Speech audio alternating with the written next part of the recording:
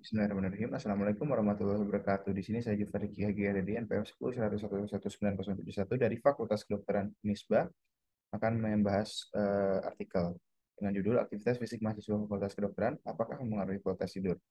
Di sini pembimbing saya yang pertama adalah Dr. Arif Budi Yulianti, Dokter Analisis MSI. Pembimbing dua adalah Endang Suheran, Dokter SPTHT MPes. Dimulai dari latar belakang, yang pertama gangguan kualitas tidur di dunia secara global prevalensinya adalah 15,3 sampai 39,2%.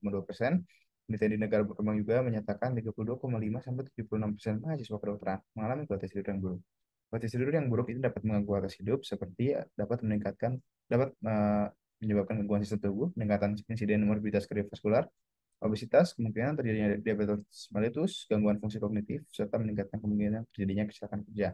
Untuk pada mahasiswa tepatnya, itu kualitas tidur ini dapat menyebabkan gangguan penilaian, depresi, agitasi, dan apatis. Dan juga dapat memberikan efek fisik seperti mengantuk ketika beraktivitas, kelelahan, memengaruhi kecerdasan dan fungsi kognitif, sehingga dapat memberikan efek negatif terhadap performa akademik.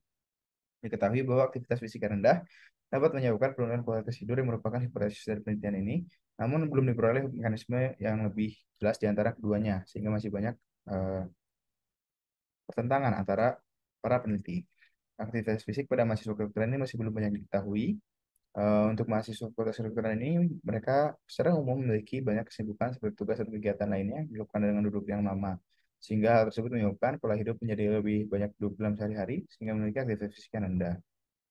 Untuk metodologi penelitiannya, yang pertama, metode penelitian ini menggunakan penelitian kuantitatif dengan jenis penelitian analitik observasional menggunakan rancangan studi cross-sectional. Subjek penelitian adalah seluruh mahasiswa FK. Sampel penelitian yang didapatkan adalah 100 mahasiswa FK Unisba menggunakan purposive sampling.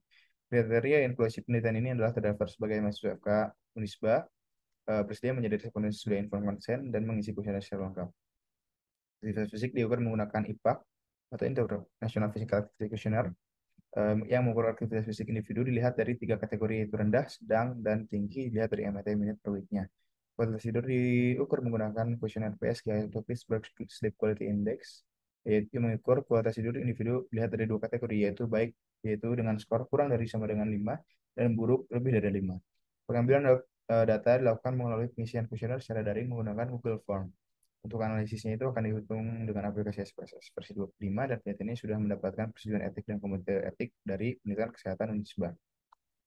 Hasil penelitiannya, jadi yang pertama, pada penelitian ini, tingkatan aktivitas fisik itu dari mahasiswa didominasi dengan aktivitas fisik rendah sebanyak 48%. Hal sama juga ditemukan pada penelitian sebelumnya, yaitu pada tahun 2018 di FK Universitas Brawijaya dapatkan bahwa mayoritas dari mahasiswa FK di sana tergolong kategori aktivitas fisik rendah. Hal tersebut dapat disebabkan karena mahasiswa FK itu secara umum memiliki kesibukan seperti tugas dan kegiatan lainnya yang dilakukan dengan duduk dalam waktu yang lama. Untuk kualitas tidur pada penelitian ini, pada mahasiswa didominasi dengan kualitas tidur buruk sebanyak 86%. Hal sama juga ditemukan dalam penelitian tahun 2021 di FK Udayana, yang hasilnya adalah mayoritas mahasiswa FK di sana memiliki kualitas tidur buruk dengan rasio 58,3%. Dari data yang diperoleh bahwa mayoritas mahasiswa FK Unisba ini masih kurang dalam kategori efisiensi tidur yang disebabkan karena latensi tidur yang meningkat dan durasi tidur yang kurang dari jumlah yang disarankan, yaitu 7 jam.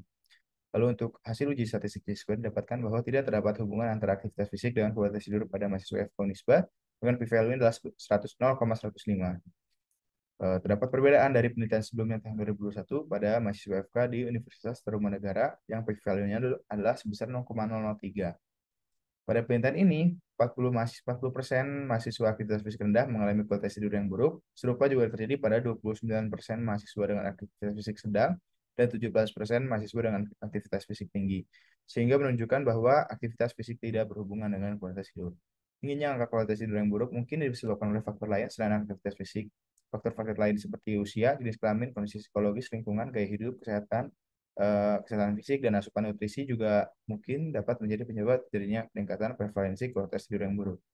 Aktivitas fisik yang rendah dan kualitas tidur yang buruk dapat disebabkan berbagai faktor yang lain, seperti banyaknya aktivitas lain yang perlu dilakukan sepanjang hari sehingga tidak sempat melakukan aktivitas fisik dan tidak dapat menjaga kualitas tidur dengan baik.